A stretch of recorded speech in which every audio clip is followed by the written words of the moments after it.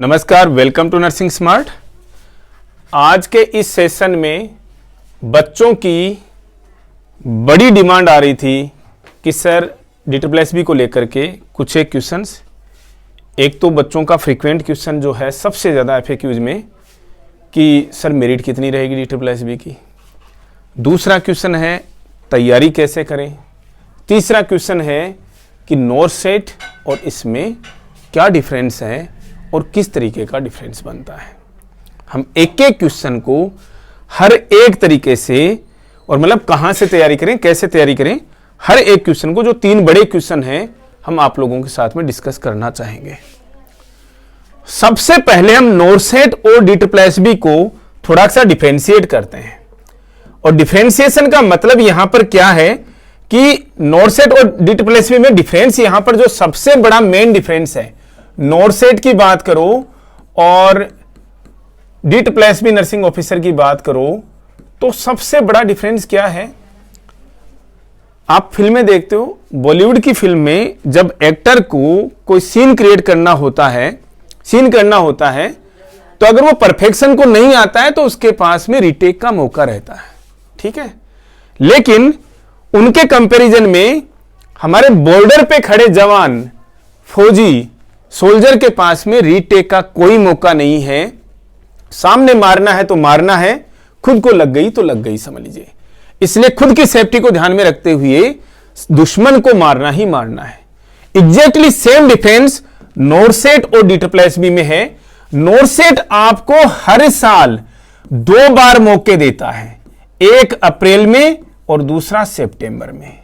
DSSB आपको पता है पहले हर 1.5 साल में आ जाया करती थी वैकेंसीज, चाहे 500 आए, 700 आए, 1000 आए, लेकिन अब 5-5 साल का वेट करना पड़ रहा है।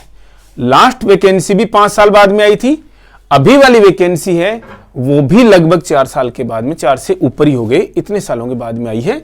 तो एग्जैक्टली वही रीटेक वाली चीज है। DSSB में रीटेक का कोई ऑप्शन ही नहीं है। बच्चों की बड़ी इच्छा है कि सर हम DSSB के थ्रू दिल्ली गवर्नमेंट के वर्क कल्चर के साथ में काम करें, लेकिन निकल गया तो निकल गया, अदरवाइज नेक्स्ट चांस इसलिए नहीं बनता जो पिछला ट्रेंड देखे उसके हिसाब से कि आप तब तक ओवर एज हो जाएंगे। अब तो DSSB ने पहले 32 इयर्स की जनरल के लिए एज थी, जिसको घटा करके 30 साल कर दिया है, ठीक है। और 4 साल का गैप कम नहीं होता, उसके बाद में सिलेक्शन के चांसेस वैसे भी बहुत कम हो जाते हैं। तो एक तो सबसे बड़ा डिफरेंस जो है दोनों के बीच में, नॉर्सेट और DSSB के बीच में, आप लोग ये नोट कर लीजिए। अब दूसरी जो चीज है, हम सबसे इंपॉर्टेंट, वो यहां पर आप लोगों के साथ में डिस्कस करेंगे कि सर मेरिट क्या रहेगी।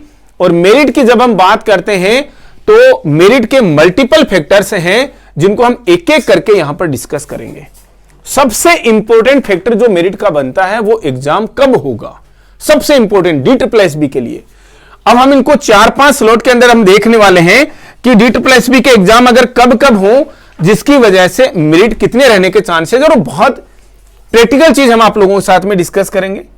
आप नोट कीजिए, अगर आज की डेट में 13 मार्च तक फॉर्म अप्लाई किए जाने हैं, अगर एग्जाम अप्रैल में करा दिया जाए नॉर्सेट की तरह से, जिसके चांसेस कुछ 0.1% ही है, ठीक है। मतलब 0.001% लिखते तो वो भी चलता, लेस देन 0.1% है। लेकिन हम मेरिट जब डिस्कस कर रहे हैं, और ये इसलिए डिस्कस कर रहे हैं कि बच्चों को समझ में आए कि मेरिट किस तरीके से वेरी करेगी, इसकी मेरिट किस तरीके से अफेक्ट होगी इसकी। अगर DSSB का एग्जाम आज की डेट में अगर अप्रैल के महीने में करा दिया जाए तो हम जनरल कैटेगरी के लिए बताएंगे चीजें, लास्ट में SC ST OBC अपने आप ही समझ लीजिएगा, एक जनरल फॉर्मूला बता देंगे उनके लिए कि मेरिट किस तरीके से रहने वाली है। अगर आज की डेट में अप्रैल में अगर एग्जाम करा दिया जाए DSSB का, तो जनरल की 110 से ज्यादा मेरिट नहीं जाएगी, लिख करके रख लीजिए। 110 नंबर जिस बच्चे के आ गए उसका 100% सिलेक्शन है। 110 का मतलब 110 से 12 नंबर, 115 भी टच नहीं होगी मेरिट। लेकिन जिसके चांसेस तो बहुत कम है, अप्रैल में एग्जाम होने के चांसेस हद ही कम है, यह समझिए। तो फिर एग्जाम जो हो कब होगा, मई में, अप्रैल मई में लोकसभा के इलेक्शंस हैं, आम चुनाव जिनको आप बोलते हो। मतलब मोदी जी की पोस्ट के लिए ऑनरेबल प्राइम मिनिस्टर की पोस्ट के लिए एग्जाम है, सॉरी इलेक्शंस हैं, एग्जाम नहीं सॉरी इलेक्शंस हैं, तो 25-26 मई के करीब में गवर्नमेंट बनेगी नहीं, तो तब तक एग्जाम होने की संभावना ही नहीं है। ठीक है, अगर एग्जाम्स जून में करा दिए जाएं, तो जून में अगर एग्जाम आज की डेट में DEET+B के अगर आप करा देते हो तो मेरिट जो है वो 5 से 10 नंबर जो है आराम से बढ़ जाएगी, यानी कि 115 से 120 नंबर के अगेन किस कैटेगरी के लिए, जनरल की कैटेगरी के लिए, यूआर कैटेगरी में, अनरिजर्व्ड कैटेगरी के अंदर जो है वो मेरिट वहां तक खिसक के चली जाएगी आराम से। 120 नंबर तक जो है मेरिट, 115 भी हम थोड़ा कम ही बोल रहे हैं, 120 तक, क्योंकि फिर 3 महीने का टाइम जो है बच्चों को प्रिपरेशन का इतना मौका दे देता है। लेकिन अब अगर एग्जाम्स जुलाई के अंदर जाते हैं तो मेरिट जो है वो कहां तक जो है वो टच हो जाएगी, तब मेरिट अगेन वही 5 से 10 नंबर वापस खिसक जाएगी, और कितना, 125 से 130 के करीब में। हर एक महीना एग्जाम लेट 5 से 10 नंबर मेरिट जो है वो खिसक करके ऊपर चली जाएगी, और नोट करके रख लीजिएगा हमारी इन चीजों को। और जो मेरिट हम बताएंगे एग्जैक्टली हम आपको इनडायरेक्टली बता देंगे कि एग्जाम जो है कब होने वाला DEET+B का। इतना आसानी से और जल्दी एग्जाम नहीं होगा, तो आप नोट कर लीजिएगा कि एग्जाम जो है कब तक होने वाला है। जब हम मेरिट बताएंगे तो एग्जाम अगर जुलाई तक होता है तो मेरिट के जो जाने के चांसेज हैं वो 125 से 130 तक पहुंच जाएगी। अगर एग्जाम जुलाई तक, सॉरी अगस्त तक जाता है तो मेरिट कहां तक पहुंच जाएगी, तो मेरिट जो है वो 135 के करीब टच कर जाएगी। और टच का मतलब 135 मतलब निश्चित मान करके चलिए, जहां से एग्जाम के मैक्सिमम चांस बनते हैं वो यही महीना है। DEET+B के लिए जो एग्जाम होने के चांसेज हैं, सबसे ज्यादा जो प्रोबेबल है वो यही मंथ है जिस समय एग्जाम्स हो सकते हैं। कोई बड़ी बात नहीं जुलाई में भी एग्जाम हो जाए, लेकिन सबसे ज्यादा चांसेज जो है वो अगस्त में ही बन रहे हैं, 135 के करीब। और अगर जो एग्जाम है वो आगे चल करके सितंबर में चले जाएं या अक्टूबर में चले जाएं, मेरिट 140 को टच करेगी, और ये निश्चित है। जनरल की कैटेगरी में 140 नंबर जो हैं टच हो ही जाने वाले हैं। इसका मतलब सिंपल सी चीज है, जब हमने आप लोगों को बता दिया है कि मेरिट में आप लोगों को कम से कम 130 से लेकर के 135 नंबरों के लिए फाइट करना पड़ेगा यूआर कैटेगरी में, अनरिजर्व कैटेगरी के अंदर। जिस समय में 135 नंबर अगर अनरिजर्व कैटेगरी के अंदर मेरिट जा रही है, तो ओबीसी के कैंडिडेट्स के लिए 115 नंबर चाहिएंगे। ईडब्ल्यूएस काफी केसेस लगे होते हैं, ईडब्ल्यूएस ओबीसी की तरह से हमने प्रीवियस वीडियो के अंदर, प्रीवियस वीडियो के अंदर हमने बताया था, ईडब्ल्यूएस केवल दिल्ली के जो कैंडिडेट्स हैं उन्हीं के लिए एलिजिबल होगा। हमने लास्ट वीडियो में करेक्शन किया, EWS all over India eligible होगा। ईडब्ल्यूएस और ओबीसी के लिए कॉन्टिन्यूअसली, इवन एससी एसटी के लिए भी, दिल्ली के लोकल्स DEET+B में, और वो जब रूलिंग बन जाती है तो सभी के लिए बन जाती है, उसके अंदर कोई स्पेसिफिक आरआर नहीं होते कि साहब किसको दिया जाएगा। 2013 में एक बार एससी एसटी के कैंडिडेट्स के लिए भी रोक दिया गया था, जिसमें बाद में हाईकोर्ट की वर्डिक्ट आई और इसमें सबके सब ऑल इंडिया एलिजिबल हो गए। फिलहाल के लिए हमारे पास में जो जानकारी है, ईडब्ल्यूएस कैंडिडेट्स जो हैं, आप जहां से भी अप्लाई कर रहे हैं, ईडब्ल्यूएस के कैटेगरी का कोई पर्सन है और आपके पास में सेंट्रल गवर्नमेंट का यानी गवर्नमेंट ऑफ इंडिया का ईडब्ल्यूएस सर्टिफिकेट बना हुआ है, आप उसी कैटेगरी में अप्लाई कीजिए। और ईडब्ल्यूएस की मेरिट जो है वो लगभग ओबीसी के 8 पार आसपास में ही रहेगी, अगर ऑल इंडिया का चलेगा तो। अगर दिल्ली का ही चलेगा तो ये मेरिट जो है वो खिसक करके 105 तक आएगी, लेकिन इसके चांसेस जो हैं बहुत कम है। एससी एसटी की बात करोगे इस मेरिट पे जनरल के लिए, तो एसटी की मेरिट तो 90 से 95 के करीब आ जाएगी, लेकिन एससी की मेरिट जो है वो लगभग 105 के करीब रहेगी। ये छोटा सा सिंपल सा फंडामेंटल है, और ये आप निश्चित मान करके चलिएगा कि जब DEET+B की मेरिट बनेगी, DEET+B का एग्जाम मंथ के हिसाब से जिस तरीके से खिसकता हुआ चला जाएगा, आप नोट करके रख लीजिएगा, मेरिट जो है इसी तरीके से वेरी करेगी। और अगर एग्जाम अक्टूबर तक चला गया, अगर DEET+B का एग्जाम इस अक्टूबर के महीने तक चला गया, तो ये मेरिट जो है वो लगभग 140 यानी 135 से 140 के बीच में आकर के अटक जाएगी। अब कैसे स्कोर भी कैसे पार पड़ेगी, कैसे पार पाओगे आप? 135-40 का स्कोर पार पाना DSSB में आसान काम नहीं है। DSSB में जो दो पोर्शन से हैं, दो सेक्शंस हैं, सेक्शन 1 और सेक्शन 2। सेक्शन 2 नर्सिंग वाला सेक्शन है, जिसके अंदर अब की बार से मैंडेटरी कर दिया है कि आपको मिनिमम 40 नंबर तो लाने ही पड़ेंगे, और मिनिमम क्या, वो तो लाने ही लाने पड़ेंगे, उसके अलावा ऑप्शन ही नहीं है भाई कोई। इसे समझ लीजिए। सेक्शन 1 जो कि एप्टीट्यूड वाला पार्ट है, जिसके अंदर math, reasoning, Hindi, English, GK आता है, उस पोर्शन में अब दोनों में मिला करके यहां पर ही मिनिमम क्वालिफिकेशन रखी है इन्होंने, लेकिन इसके बारे में सोचने की जरूरत ही नहीं है, क्योंकि उसके बिना सिलेक्शन होगा ही नहीं भाई। अगर आपका सिलेक्शन हो तो 40 नंबर आपके आ ही रहे। कोई इतना तुरम खा नहीं है कि भैया आपने 100 नंबर तो इसके अंदर ले आए, फिर 130 नंबर इसके में 100 नंबर ले आओगे तो भी उसमें 40 नंबर की आपको जरूरत पड़ेगी पड़ेगी। एनीवे, एप्टीट्यूड एंड नर्सिंग का जो स्टैंडर्ड है, जिस लेवल का आता है, वहां पर आप 70 नंबर आप आराम से स्कोर कर सकते हो, और जितना आगे तक जाओगे वहां पर फिर यहां पर स्कोर करना ऐसा नहीं कि मुश्किल है, पेपर पे डिपेंड करेगा। 5 नंबर हो सकते हैं प्लस, कोई दिक्कत नहीं है। एप्टीट्यूड में आपको स्कोर करना ही करना पड़ेगा। एप्टीट्यूड में अब नाम समझ लीजिए, आपको लगभग जितना लेट एग्जाम चला जाएगा वो मार्क्स उतने ही ज्यादा बढ़ते चले जाएंगे आपको स्कोर करने के लिए। और कोई डराने के लिए वीडियो नहीं बनाया हमने इसके लिए और भी तरीका बताते हैं भी आपको ना, इस मेरिट को कम करने के हमारे पास में और भी तरीके हैं। अब क्या है, नर्सिंग में भी बच्चे सेल्फ स्टडी भी कर रहे हैं, बहुत ही अच्छी बात है, बच्चे कोचिंग से भी पढ़ रहे हैं, ठीक है। अब अगर ये मेरिट के, ये तो एक फैक्टर हमने बताया मंथ्स के हिसाब से कि कैसे कैसे वेरी कर सकता है, पर हर महीने अगर एग्जाम खिसकता चला गया तो कैसे वेरी कर सकता है मेरिट। क्या कोचिंग सेंटर्स की भी कोई वो हो सकती है क्या, इसमें फैक्टर हो सकता है? यस, हो सकता है।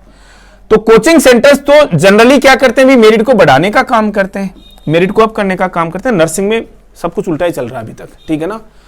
आप किसी ऐसे कोचिंग सेंटर में अगर पढ़ रहे हैं जहां पर 6 से 8 घंटे की कोचिंग क्लासेस चल रही हैं, और इनमें जितनी ज्यादा भीड़ होगी, जितना ज्यादा बच्चों का क्राउड होगा, मेरिट उतनी ही कम आती चली जाएगी।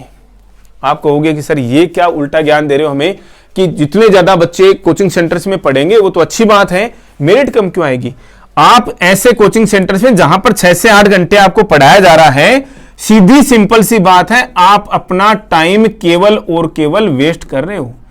मैं अभी भी बता दे रहा हूं, लास्ट टाइम भी हमने आपको बताया था, जो बच्चा अभी भी DSSB के लिए डेडिकेटेड तैयारी करना चाहता है, अपनी सेल्फ स्टडी 5 से 6 घंटे की करता है। सेल्फ स्टडी अगर किसी कंटेंट से करता है, मान लीजिए ऑनलाइन कोचिंग कंटेंट से करता है, अगर वहां से 1 घंटा पढ़ करके प्लस 5 घंटे बच्चा अपने लेवल पर उसके नोट्स हैं या उसका जो भी कंटेंट है, उसकी प्रिपरेशन है, उसका रिवीजन है, उसमें लगाता है, वो बच्चा आराम से सिलेक्शन निकालेगा।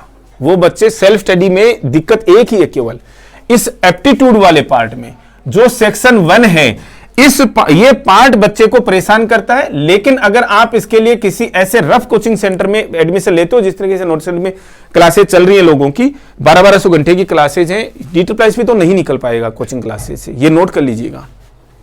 एक चीज और कि सर आप भी तो पढ़ाते हो, नर्सिंग स्मार्ट में जितने ज्यादा एडमिशन होंगे, समझ लीजिए, अब आपको देख लीजिए कि नर्सिंग स्मार्ट में एडमिशन को डिस्करेज करना है, एनकरेज नहीं करना।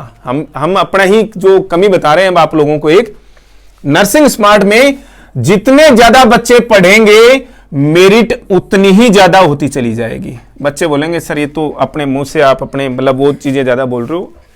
मैं कह रहा हूं आपको कि अगर मेरिट को अगर कम रखना है, तो ऐसे कोचिंग सेंटर्स की जब तरफ बच्चे आपको जाते हुए नजर आएंगे कि भाई जहां पर बहुत ज्यादा भीड़ हो रही है और जो बच्चा सेल्फ स्टडी कर रहा है, सेफ जोन के अंदर है, अच्छा पढ़ रहा है, तो नर्सिंग स्मार्ट में अच्छे बच्चे पढ़ रहे हैं, जितनी ज्यादा भीड़ होगी, ये 100% लिख करके ले लीजिए, मेरिट उतनी ही ज्यादा जंप करती चली जाएगी। और अक्टूबर तक एग्जाम हो, कोई बड़ी बात नहीं है, 140 प्लस भी मेरिट जो है वो क्रॉस कर जाए, 140 प्लस भी मेरिट क्रॉस कर जाए, कोई बड़ी बात नहीं है।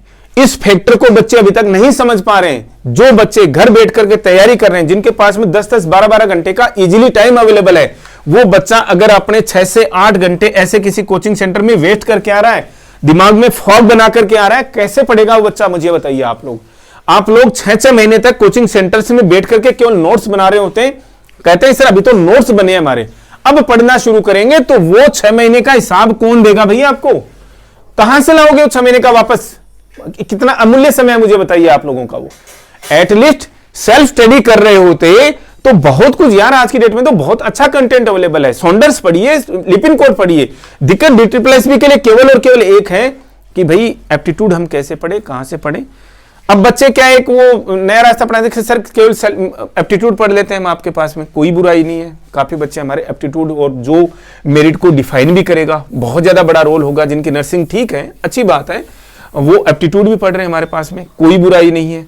जितने बच्चे एप्टीट्यूड में हमारे पास में ज्यादा ऐड होते चले जाएंगे, हम देखो और लोगों की तरह से ऐसी कोई बढ़ा चढ़ा के बातें नहीं करते, हम जो ग्राउंड रियलिटी है वही आप लोगों के साथ डिस्कस करते हैं। एक चीज आप नोट कीजिएगा, बिलीव इन लेस, आप कभी भी किसी IAS पढ़ने वाले, UPSC करने वाले, अब यहां पर बच्चों को मुझे आता है कि समझ नहीं आई, अरे भाई पढ़ने का फंडामेंटल हमेशा हर जगह पर एक ही सेम समान होता है। किसी भी कंपटीशन के लिए पढ़ने का, उसको क्रैक करने का फंडामेंटल एक ही है। आप UPSC के अच्छे से अच्छे गुरु से पढ़िए, आप उससे पूछिए आप कि सर इसको क्रैक करने का क्या तरीका, वो आपको एक चीज बोलेंगे कि लिमिटेड बुक्स पढ़िए। अगर आप ज्यादा पे हाथ मारोगे ना, जैसे नर्सिंग में लोग गूगल ज्ञान पढ़ा रहे हैं, ठीक है ना, ज्यादा पे हाथ मारोगे नहीं समझ में आएगा। अरे एटलीस्ट ये तो पढ़ो कि भारत का कॉन्स्टिट्यूशन क्या है, भारत की फॉरेन पॉलिसी क्या है, भारत का आज तक का इतिहास क्या रहा हुआ है। अगर आप इन चीजों के अलावा डेली नई चीजें आ रही है मुझे बताओ, उनमें जिससे मतलब ही नहीं है, आप उन चीजों के अंदर घुसते चले जा रहे हो, तो कैसे मुझे बताइए, पॉसिबल नहीं होती है चीजें। आपने एक एक चीज को गूगल पे, तो भाई फिर तो आप MBBS वाले सिलेबस से और नर्सिंग के सिलेबस में अगर आप डिफरेंशिएट नहीं कर पा रहे हो कि ये जो चीज जो मैं पढ़ रहा हूं वो मेडिकल की चीज है या नर्सिंग की चीज है, तो ऐसे रास्ते अगर पड़ गए हो तो ये चीजें आप लोगों को उसी डार्क जोन में ले जाकर छोड़ देगी जहां से आपको कुछ नहीं समझ में आएगा। क्योंकि सर मैं तो बहुत ज्यादा पढ़ना चाह रहा था, मैं अभी भी बोल रहा हूं 135-40 नंबर ज्यादा नहीं होते। 135-40 नंबर 1% भी ज्यादा नहीं है, धीमे धीमे पढ़ोगे आराम से निकालोगे। उन्हीं कोचिंग सेंटर्स में जाओगे जहां पर 6 से 8 घंटे की पढ़ाई हो रही है, डार्क की तरफ जा रहे हो आप, उन बच्चों के लिए बहुत इजी कर दे रहे हो, जो कि मैं ये नहीं कर रहा हूं उनके अगेंस्ट में नहीं हूं, मैं तो सेल्फ स्टडी के बहुत ज्यादा फेवर में हूं। उन लोगों के लिए बहुत ज्यादा इजी कर दे रहे हो जो घर पे बैठ करके आराम से इनको सबका ड्रामा देख रहे हैं और अपना आराम से एकदम से अकेले में बैठ करके, एकांत में बैठ करके 5-6 घंटे तैयारी कर रहे हैं। आप बोलोगे सर मैं तो बहुत पढ़ रहा था, ऐसी तो मतलब डायरेक्शन लेस तो पढ़ाई कोई काम की है ही नहीं भाई। बिना डायरेक्शन की पढ़ाई क्या काम की, जिसमें आपको ये नहीं समझ में आ रहा कि मुझे क्या पढ़ना चाहिए था और क्या नहीं पढ़ना चाहिए था। ठीक है, हम अपने एप्टीट्यूड वाले पार्ट में मैथ रीजनिंग काफी करा चुके हैं। अब हमारी क्लासेज जो हैं वो हिंदी और इंग्लिश के लिए, चूंकि एग्जाम कभी भी हो सकता है, हमने तो मंथ वाइज बता दिया, हालांकि जून के पहले तो एग्जाम किसी भी तरीके से पॉसिबल ही नहीं है। तब तक आप लोगों के पास मिनिमम 4, आप सोचिए कि मिनिमम 4 से लेकर के 6 महीने तक का टाइम DSSS भी आपको दे रहा है। कोई कंपटीशन इसके अलावा देता ही नहीं है आपको इतना टाइम। नोरसेट एडवर्टाइजमेंट नोटिफिकेशन आता है 20 दिन के अंदर, तो एग्जाम करा देता है फॉर्म भरा करके आपसे। DSSS भी एटलीस्ट आप आज तक 2 साल से ही सोच रहे थे कि सर कब आएगा, जब आपके सामने, उसके बाद में आप लोगों से अभी तक स्ट्रेटजी नहीं बन पा रही है कि सर कैसे पढ़े, क्या पढ़े, तो भाई फिर तो बहुत मुश्किल है। मैंने जो सबसे पहले कंपैरिजन बताया था आप लोगों को कि नोरसेट और इसमें DSSS में, नोरसेट में आपके पास मल्टीपल रीटेक्स हैं, ठीक है ना, बहुत सारे रीटेक हैं। DSSS में रीटेक का ऑप्शन ही नहीं है फिलहाल का, जो पिछली 2 बार का ट्रेंड है और जो पॉलिटिकल सिनारियो है फिलहाल दिल्ली में, उसके हिसाब से आप नेक्स्ट एडवर्टाइजमेंट जो है वो सोच ही नहीं सकते। इसलिए उसके बारे में सोचिए मत। दिल्ली में काम करना, दिल्ली सरकार के हॉस्पिटल्स में नर्सिंग ऑफिसर के रूप में काम करना, वहाँ के वर्क कल्चर को एंजॉय करना है, तो आपको इसी DSSS को क्रैक करना पड़ेगा। बहुत ईजी है, उस समय तो फिर सोचिए मत। अगर आज के 1.5 साल के बाद में भी ये एग्जाम हो जाने के 1.5 साल के बाद में वैकेंसी आती है, तो उस समय की मेरिट जब हम डिस्कस करेंगे वो तो बियॉन्ड इमेजिनेशन हो जाएगी। क्या पढ़े, कैसे पढ़े, बच्चे मार्केट में जो चल रही हैं, कुछ एक बुक्स हैं एक्चुअली ना, इंडियन बुक्स, जिनमें कुछ एक बुक्स में केवल क्वेश्चंस का कलेक्शन है। भाई क्वेश्चंस का कलेक्शन जो है वो प्रैक्टिस के लिए होता है, वो आपकी कभी भी रेफरेंस बुक नहीं हो सकती, टेक्स्ट बुक नहीं हो सकती, उसको रिप्लेस नहीं कर सकती हूं।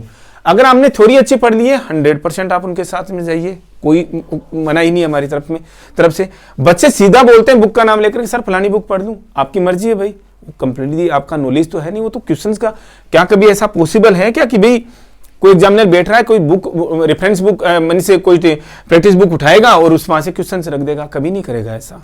क्वेश्चंस मैच हो जाते हैं, कोइंसिडेंस है, ठीक है ना, अदरवाइज क्वेश्चंस हूबहू कभी नहीं आते, वो क्वेश्चंस का कलेक्शन ज्यादा हो गया, वो एक अलग चीज है।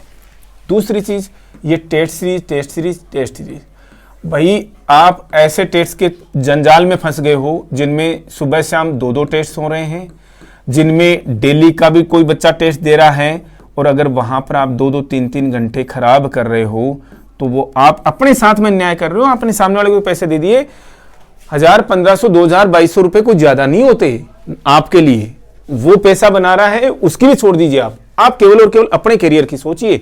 यहां पर बच्चे नर्सिंग में थोड़े से ना ज्यादा इंटेलिजेंट यहां पर भी हो रहे हैं कि भाई हम किसी को ऐसी जगह पर पैसा क्यों दें यार, हम तो नर्सिंग मतलब है ना केवल टेस्ट सीरीज पढ़ करके हमें इतने सारे क्वेश्चंस मिल जाएंगे। एक बड़ा थ्योरी बता रहा हूं बच्चों के दिमाग में कि डेली 2 टेस्ट में अगर दूंगा तो 2 टेस्ट में या तो 100 का क्वेश्चंस रख रहे हैं, या समझ लीजिए कि 200 के रख रहे हैं।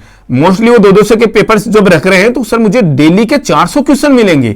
400 क्वेश्चंस का मतलब है अगले 6 महीने का मतलब हो गया, देखो मेरे पास में कितना क्वेश्चंस का ढेर हो गया भाई, 72,000 क्वेश्चन। अरे नहीं, ये छलावा है भाई, ये सही किया है कि हमने मल्टीप्लाई, ठीक है ना, ये छलावा है, क्वेश्चंस नहीं आएंगे यहां से, दूर दूर तक भी दिमाग में मत रखिए। अब हम यहां पर वीडियो में बताते हुए कि वहां के जो क्वेश्चंस है, फिर जो बताते हैं ना बाद में वीडियो कर करके कि देखिए पर्टिकुलर क्वेश्चन हमारे टेस्ट से पर्टिकुलर क्वेश्चन, उसकी मैथमेटिक्स हम बताएंगे आप लोगों को, उसकी केमिस्ट्री हम आप लोगों को बताएंगे कि लोग बाद में क्या करते हैं। अच्छा नहीं लगेगा हमें ऐसे बोलते हुए, मत जाइए आप ऐसे। अगर कोई ऐसा कोई टेस्ट कराता है आप लोगों को कि कोई वीकली टेस्ट होता है, ठीक है ना, और क्वेश्चंस का स्टैंडर्ड है, मैं अभी भी जिम्मेदारी के साथ में कह रहा हूं, नर्सिंग के मार्केट में सबसे अच्छा क्वेश्चंस का कलेक्शन है हमारे पास में, यहाँ पर हमारे पास में नर्सिंग स्मार्ट के पास में। लेकिन हम उसको बिजनेस टूल नहीं बनाना चाहते, हम आप लोगों के भविष्य के साथ में नहीं खेलना चाहते, हम क्लियर कट आप लोगों को बताना चाह रहे हैं।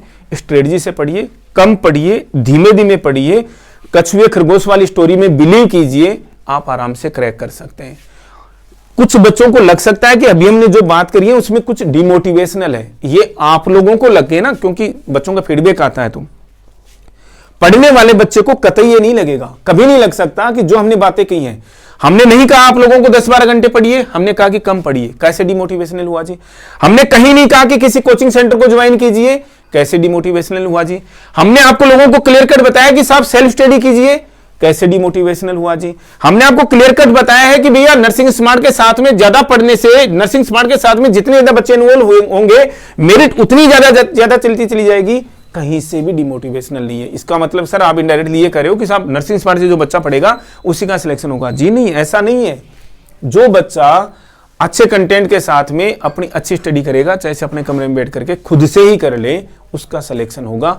DSSB का तरीका यही है, लगभग नॉर्मल एग्जाम्स का तरीका यही है। नॉर्थ सेट में मैं अभी भी कह रहा हूं, कुछ बच्चों को अगर कोई जो बच्चे सेलेक्ट हो रखे हैं बुरा लग सकता है, सिलेक्शंस कुछ बच्चों के तुक्के से हो रहे हैं। तुक्के का मतलब, और तुक्के का मतलब ऐसा नहीं कि उन्होंने कुछ मार दिया, जी नहीं, उनकी अपनी मेहनत है जिनका सिलेक्शन हुआ है, लेकिन उनको अपनी मेहनत से ज्यादा उन बच्चों का फायदा मिला है जिन्होंने स्ट्रेटजी के हिसाब से तैयारी नहीं की। ये क्लियर कट है भाई।